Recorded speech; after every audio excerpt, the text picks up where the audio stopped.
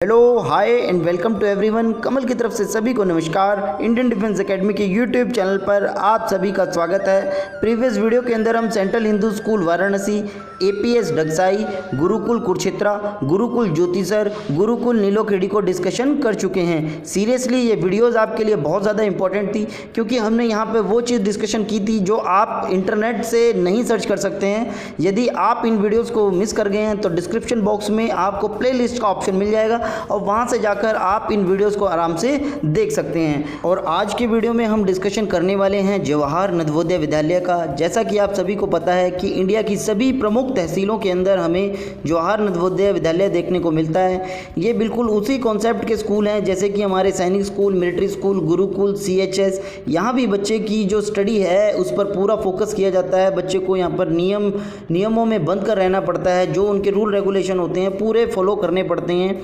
तो यहाँ की जो स्टडी है वो भी बहुत अच्छी होती है। बिल्कुल सैनिक स्कूल और मिलिट्री स्कूल की तरह ही बच्चे को यहाँ पर तैयारी करनी पड़ती है और एग्ज़ाम क्लियर करने के बाद बच्चे को यहाँ पर एडमिशन दिया जाता है। तो इस वीडियो को स्टार्ट करने से पहले मैं आपको बताना चाहूँगा कि इस लॉकडाउन पीरियड के अंदर आपके बच्चों की पढ़ाई ख़राब ना हो, उसके लिए इंडियन डिफेंस एकेडमी की तरफ से एक मुहिम स्टार्ट की गई है जिसका नाम हमने दिया है लर्न फ्रॉम होम। इसके तहत लगभग 20 बच्चे हमारे साथ जुड़े हुए हैं जो कि अपनी सैनिक स्कूल, मिलिट्री स्कूल, गुरुकुल या फिर इस कॉन्सेप्ट के किसी भी स्कूल की जो तैयारी है हमारे साथ कंटिन्यू कर पा रहे हैं। यदि आप भी अपने बच्चे को हमारे साथ जोड़ना चाहते हैं तो स्क्रीन पर दिए गए नंबर पर आप हमें कभी भी कॉल कर सकते हैं और पूरी जानकारी प्राप्त करके बच्चे को हमारे साथ जोड़ सकते हैं। तो चलिए जल्दी से वीडियो आज का स्टार्ट करते हैं। तो आपकी हेल्प के लिए हमने कुछ स्लाइड्स रेडी की हैं और उन स्लाइड्स के थ्रू ही हम सब कुछ समझने वाले हैं। तो चलिए नेक्स्ट स्लाइड की तरफ चलते हैं। तो जैसा कि आप हमारी स्लाइड में देख सकते हैं कि इस वीडियो के अंदर हम क्या क्या कवर करने वाले हैं। जैसा कि इस वीडियो के अंदर हम हिस्ट्री ऑफ जेएनवी मतलब जवाहर नवोदय विद्यालय उसकी हिस्ट्री को कवर करेंगे। उसके बाद नंबर ऑफ सीट्स यहाँ पर कितनी रहती है, एज क्राइटेरिया क्या रहता है, फीस स्ट्रक्चर क्या रहता है, एग्ज़ाम पैटर्न क्या रहता है, एग्ज़ाम का सिलेबस क्या होगा और बच्चे की जो लास्ट ईयर की कट ऑफ है वो भी हम यहाँ डिस्कशन करने वाले हैं। और सबसे जो मेन चीज़ होती है रिजर्वेशन का यहाँ पर क्या प्रावधान है, सब कुछ इस वीडियो के अंदर हम डिस्कशन करने वाले हैं। तो वीडियो के अंत तक हमारे साथ बने रहिएगा। तो चलिए हम अपनी नेक्स्ट स्लाइड की तरफ चलते हैं। तो नेक्स्ट स्लाइड में आप देख सकते हैं कि जवाहर नवोदय विद्यालय की जो हिस्ट्री है वो थोड़ा सा पार्ट हमने लिया है। जैसे ये सबसे पहले जवाहर नवोदय जो स्कूल्स हैं आपके वो ministry of human resource development में आते हैं, जिसको एचआरडी मिनिस्ट्री भी बोलते हैं। हम इसके अंडर में हमारे ये आते हैं। यहाँ मैं आपको बताना चाहूँगा कि जो जवाहर नवोदय विद्यालय का सपना था हमारे जो प्राइम मिनिस्टर रह चुके हैं राजीव गांधी जी ने देखा था और ये सपना उन्होंने 1986 में नेशनल पॉलिसी ऑफ एजुकेशन के तहत साकार करने की कोशिश की थी। और उसी साल इन्होंने दो जो हमारे जवाहर नवोदय स्कूल है, एक झज्जर के अंदर हरियाणा और दूसरा अमरावती महाराष्ट्र के अंदर खोल दिया था। और उसके बाद अब तक 576 जो स्कूल हैं ऑलरेडी वो रनिंग में हैं और गवर्नमेंट की तरफ से अब और जो स्कूल हैं वो बढ़ाए जा रहे हैं। जैसा कि नीचे आप पढ़ भी सकते हैं कि जवाहर नवोदय विद्यालय वो 60 जो अनकवर्ड जो हमारे डिस्ट्रिक्ट हैं उनको भी कवर किया जा रहा है। जैसा कि आप सभी को पता है जितनी भी स्टेट की जो प्रमुख जो तहसीलें होती है वहाँ पर सभी के अंदर आपको जवाहर नवोदय में मिल जाएगा। और जो 62 हमारी जो अनकवर्ड डिस्ट्रिक्ट्स हैं, तहसील्स हैं, उनके अंदर जल्दी स्कूल से खोले जाएंगे तो बढ़कर जो इनकी संख्या होगी 660 हो जाएगी। अगर जो आने वाले समय में सभी स्कूल्स खुल जाते हैं तो 660 जो स्कूल है वो ऑपरेशनल हो जाएंगे और उसके हिसाब से सीट्स भी यहाँ पर बच्चों की बढ़ जाएगी। तो चलिए हम अपनी नेक्स्ट स्लाइड की तरफ चलते हैं। तो जैसा कि आप नेक्स्ट स्लाइड में देख सकते हैं कि गवर्नमेंट की तरफ से 19-20 के जो सेशन था उसमें 5000 जो सीटें हैं उनको इंक्रीज़ किया गया था। जो पहले 46,600 सीटें हुआ करती थी उनको बढ़ाकर 51,000 सीटें यहाँ पर कर दिया गया था। और गवर्नमेंट की तरफ से अगले आने वाले साल में जब ये सारे स्कूल जो गवर्नमेंट की तरफ से अप्रूवल हो चुके हैं वो बढ़ जाएंगे, वो अभी स्टार्टिंग हो जाएंगे, रनिंग में हो जाएंगे, तो सभी स्कूल्स के अंदर सीटें भी गवर्नमेंट की तरफ से ज़रूर बढ़ाई जाएगी। जैसा कि आप लास्ट पैराग्राफ में पढ़ सकते हैं कि 31 लाख जो स्टूडेंट्स हैं हर साल जो एंट्रेंस एग्ज़ाम देते हैं। तो आपको पता है जो इसमें टोटल सीटें हैं वो गवर्नमेंट की तरफ से 51,000 की गई है। तो यहाँ पर कंपटीशन बच्चे का ठीक ठाक लेवल का होता है। यहाँ पर जो बच्चा थोड़ी सी मेहनत करे वो बच्चा आराम से यहाँ पर हो जाएगा। तो चलिए हम अपनी नेक्स्ट स्लाइड की तरफ चलते हैं। तो नेक्स्ट स्लाइड में हमने कवर किया है कि कौन कौन सी क्लास में यहाँ पर बच्चा एडमिशन लेता है। तो मैं आपको यहाँ पर दो चीज़ें कवर करने वाला हूँ, क्लास और बच्चे की एज। जैसे कि 6 क्लास में अगर जो बच्चा है तो उसकी एज जो होनी चाहिए वो 9 ईयर से 13 ईयर होनी चाहिए। मतलब 6 क्लास में अगर जो बच्चा जाना चाहता है तो 5th क्लास वो पास होना चाहिए और उसकी जो एज है वो 9 साल से 13 साल के बीच में होनी चाहिए। तो नेक्स्ट में देख सकते हैं आप 9th क्लास में यहाँ बच्चे का एडमिशन होता है, तो इसके लिए बच्चा 8th क्लास पास होना चाहिए, उसकी जो एज है 13 ईयर टू 16 ईयर के बीच में होनी चाहिए। और 11th क्लास के लिए मैं आपको बताना चाहूँगा कि 11th क्लास के लिए यहाँ पर एग्जामिनेशन नहीं होता है, 10th क्लास बच्चा पास होना चाहिए और 10th क्लास में जितने मार्क्स होंगे उसके हिसाब से ही बच्चे का जो यहाँ पर एडमिशन है वो किया जाता है। और बच्चे की जो एज है वो 14 साल से 18 साल तक के बीच में होनी चाहिए। और मैं बताना चाहूँगा 6 और 9 क्लास के लिए यहाँ पर एंट्रेंस टेस्ट होता है और इसके अलावा जो आपका 11th क्लास है इसके लिए कोई एंट्रेंस टेस्ट नहीं होता है। 10th क्लास के जो मार्क्स होते हैं उसी के बेस पर यहाँ पर बच्चों का एडमिशन होता है। तो चलिए हम अपनी नेक्स्ट स्लाइड की तरफ चलते हैं।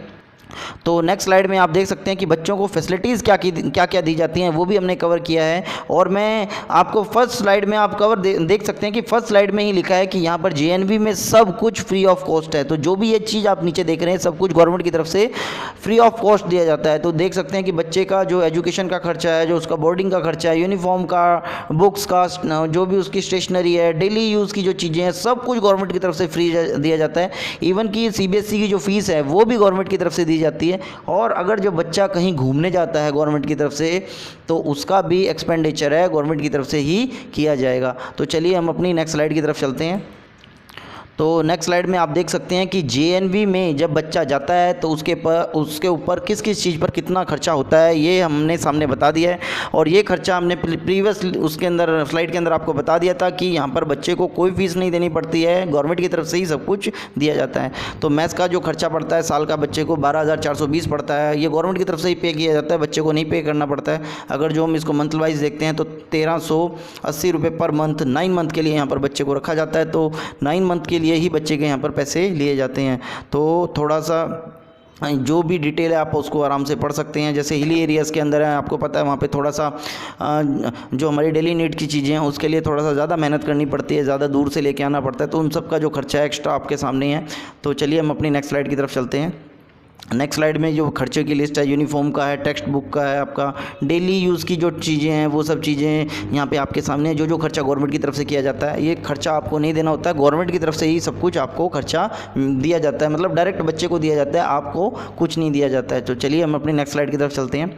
तो नेक्स्ट स्लाइड में आप देख सकते हैं जो डेली अनाउंसेस है, जैसे बच्चा कहीं बाहर जाता है तो डेली का जो अनाउंसेस रहेगा, क्योंकि जब बच्चा बाहर जाएगा तो हॉस्टल में वो खाना नहीं खाता है, तो उसका जो डेली का खर्चा गवर्नमेंट की तरफ से दिया जाता है 150 रुपीज़ पर डे दिया जाता है। तो बच्चे का जो भी रहने खाने का खर्चा है गवर्नमेंट की तरफ से ही किया जाता है, आपको यहाँ पर कुछ भी नहीं देना होता है। तो चलिए हम अपनी नेक्स्ट स्लाइड की तरफ चलते हैं।